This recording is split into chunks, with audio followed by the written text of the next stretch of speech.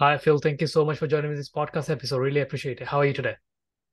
I'm good. Nice to see you. Nice to see you. Yeah, same here. And super excited to learn more about your journey, how you started your business, and then ups and downs you had to go through. So before the journey, how it began, I wanted to know, before you started your current business, what you used to do before that? Like you used to work for someone else or you used to do on your own thing? Yeah, so my business journey was a strange one. I left university without knowing what I wanted to do. I ended up my first job was as a trainee accountant Mm. because my parents thought accountancy is a good career, which it is, but it proved not to be a good one for me. And I remember I spent about a year there as a trainee accountant. When I went in to see the boss to tell him I was leaving, he said, I think you've made the right decision. So that was the end of me in accountancy, and I moved into selling advertising space. So I Okay. sold advertising in over a number of different companies, both on trade magazines, on consumer magazines, and I ended up selling on Yellow Pages. For those old enough to remember Yellow Pages, I used to sell into them, and I ended up I then made the switch into working for an ad agency. So I spent 7 years at an ad agency, and this was towards the end of the 90s. And Mm. while I was at the ad agency, we started having clients coming to us and saying, I want one of these newfangled websites that I've heard about. So I ended up heading up what you'd now call a digital division. Um, but it'd been agency side for like it must have been 7 years by then. And what a lot of people who work in agencies and a lot of service industries end up doing, and I was the same, is it's all right serving somebody else. You then think, I want to be the boss, I want to be making the decisions. Yeah. So I left the agency and I thought this new internet thing might take off. There might be some opportunities in this. But I wasn't sure how successful it'd be. So I thought, I want to go and work for a digital company, but I want the safety net of somebody serious Mm. in case the digital world doesn't happen. Which all sounds quite strange now when we all live such digital lives. So I ended up at William Hill, the sports betting company. Right. And I was recruited to launch their first ever online casino. And while I was at William Hill, we came across the concept of online bingo. So they had an online sports book. They then had the online casino, which I was running, and they were looking at online bingo as a possibility. And I did a presentation to the board. They decided not to do online bingo, carried on doing my job, and I left William Hill at the end of the year. And if we break there, that's the start point of my business journey. Yeah. So that's great. And when you started your business, making a leap from being employee to like you're starting your own business, how was it like the journey? So a lot of people they're fearful, like they're probably waiting for 20 years, 30 years, they're gonna start their own business. They're not liking their current job. But making the leap is like really hard, like especially when you have like a family members you have to provide, you have to go bills to pay. So when you decided to know I need to start my own thing and I need to go for the unknown, I don't know how am I gonna make money or is it gonna be successful or not. So how was your mindset during that time? Okay, so I then and I know exactly what you mean. That step from being employed to running your own business is a huge step, but there's some little steps in between. So as I said, I left William Hill and started working in consultancy, Mm. specialize in online gaming. And what happened was and I was working for a couple of big companies doing consultancy work, big gaming companies. And somebody came to me and said, I'd like to get involved in online gaming. What do you think I should do? And I told this person, you should get into online bingo. That's going to be the next big thing. Right. And almost sort of 24, 48 hours later, I thought, hang on a minute, why am I telling somebody to get into online bingo? Why don't I do it? So I sort of dusted off this presentation I'd done to online bingo, dusted it around and made it into a business plan for a standalone pay-to-play online bingo site and went out to the market, sort of Dragon's Den style, to get funding for it. Mhm. So that was my step into running my own business. However, what happened was I got no traction at all. I got no investment. I got nothing. But Right. what I'd done is I'd built a website. I built a very basic website which listed there were about a dozen US online bingo sites at the time. So I was going to say, right, we'd be the first people in Britain to do this. Yeah. And on that website, I'd done a very simple pop-up questionnaire to get some demographics on the audience. So sort of age, sex, spend patterns, frequency, recency, lifetime value, that type of thing. So when I was doing my pitch, it sounded like I knew what I was talking about. And what happened was a number of the US bingo sites that were on our website approached me and said, can we advertise on your website? Right. Now, bearing in mind my background was selling advertising, Yeah. I thought, oh, hang on a minute, I could do this. So I said, send me some money and we'll run some ads. And that became the business. That's why I always say it was an accidental launch, because I didn't go out to launch a directory of online bingo. I went out to try and launch an online bingo pay-to-play site. Yeah. So that was the step between the two. But there's also a sliding doors moment in my story as well, in that I was still looking for a proper job at the time, and I got offered a very nice job in a digital agency. Okay. Nice salary, car, all the usual sort of stuff. And like you say, at the time we had two young kids. I thought, brilliant, I've got a job. And actually, I went in to see them on the Friday before the Monday and said, I'm really sorry, I can't take this job. I've got this opportunity that might happen. And walked away. And I remember I came out of that meeting, and so I had to ring my mum and say, Mum, that new job I told you I've got, I've decided not to take it, with two young kids and no proper job. So that was a proper sliding doors moment, because I could have quite easily taken that job. It's a secure paycheck every single month. Yeah, absolutely. And you have like a family to provide as well, like two young children. There's a lot of responsibility in there. Yeah, so that was how the business started, but very much by accident. Yeah, so you had the calling from your inside. You felt like you can do it, and you had the belief in yourself, right? That's why like you all in. So after you starting the leap and getting to like starting the business, like how was your first year look like? Like obviously you're not coming from like starting a business prior to that. So starting the fresh thing, how did your first year went like? And I think it was it was a long time ago now. This is sort of 2000, 2001. I think I relied on a lot of the things I'd learned in other jobs. So particularly the ad agency I'd worked at. So I sort of understood not how to run a business, but the sort of things that worked and didn't work. And obviously my background was selling advertising, so I understood sort of rate cards and pricing, but a lot of it, we made it up as we went along. And quite early on, we started to get some freelancers in, just because you could, particularly when you start up, you've got 12 hours in a day, whatever it might be, that you can do your work. Unfortunately, my wife was helping me as well, so she was doing a bit of the work as well.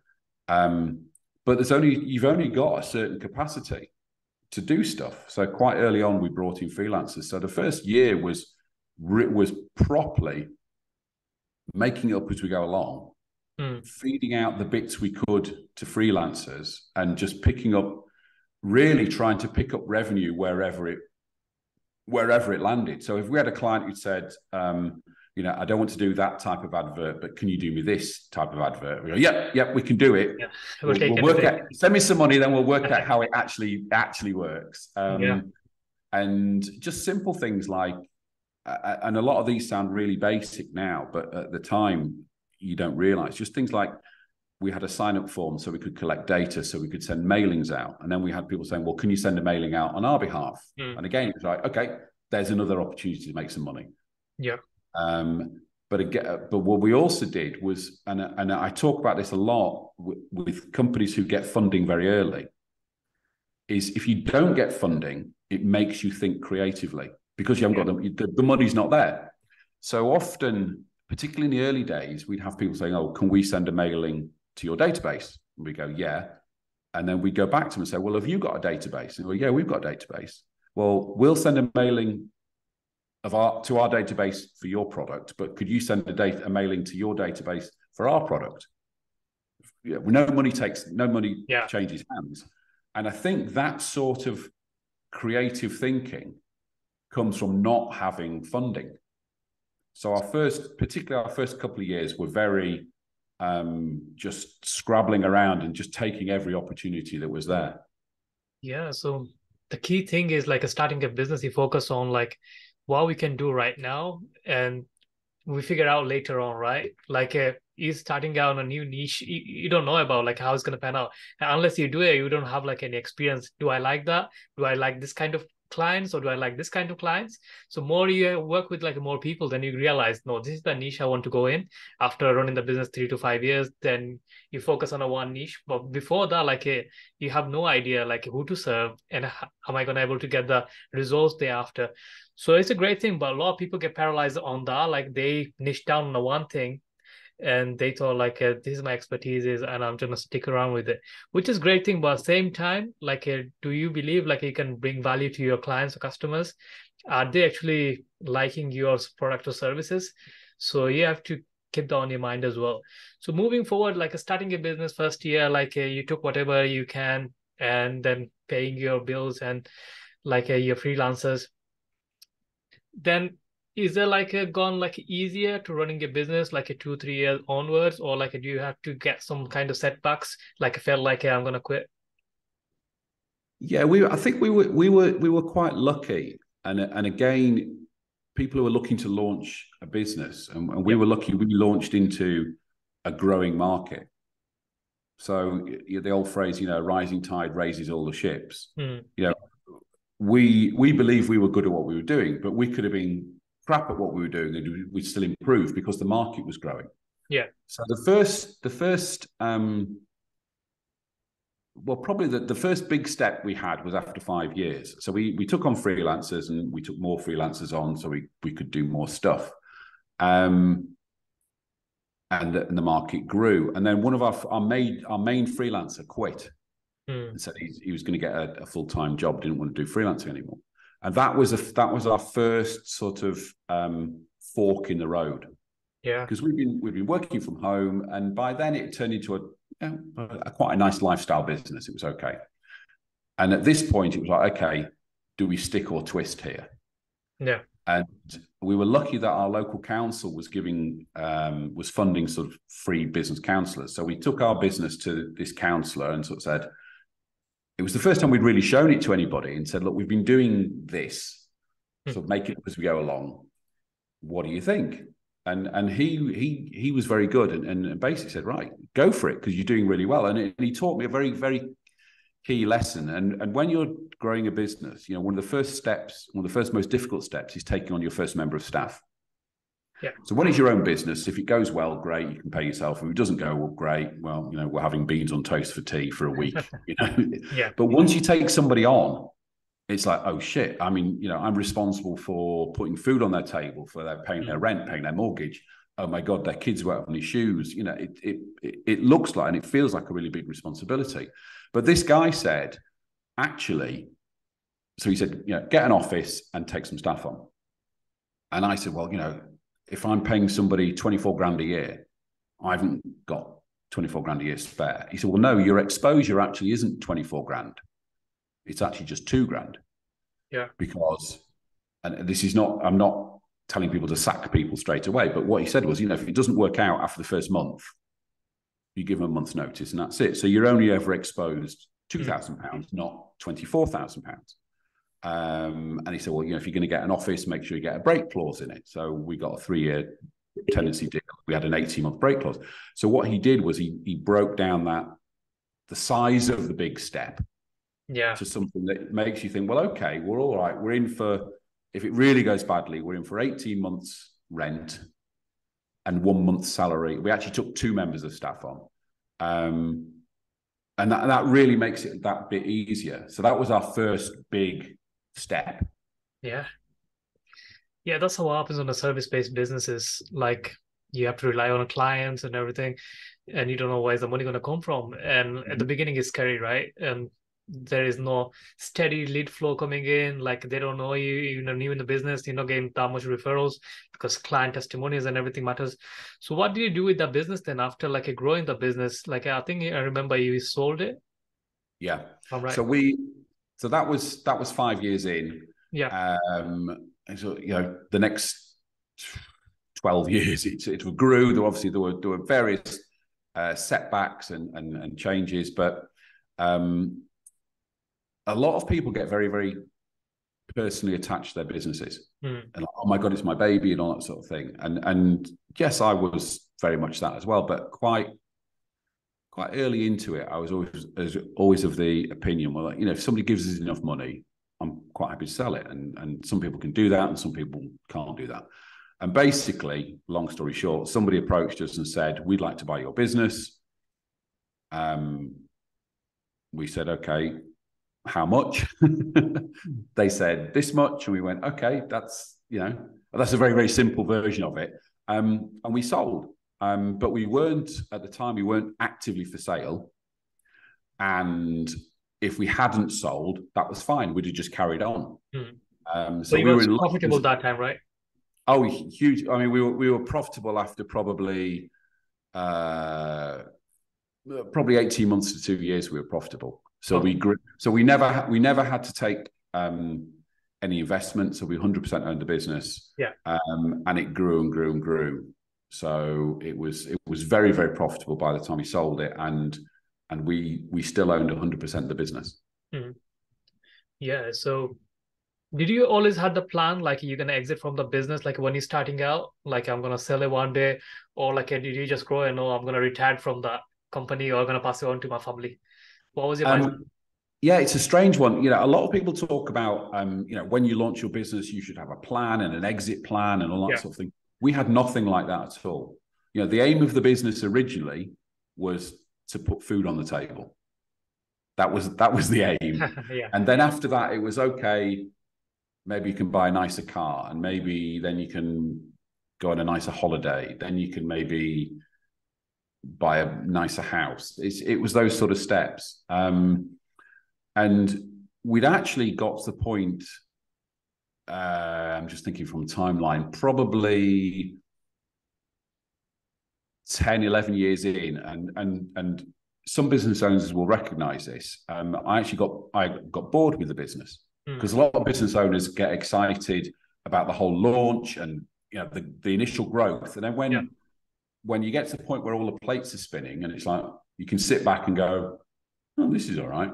I got a bit bored. So we actually put the business up for sale. This was before we sold, a few years before we sold. And we didn't sell at that time, but we'd always had a plan B, which Right. was plan B was get somebody else in to run it, Okay.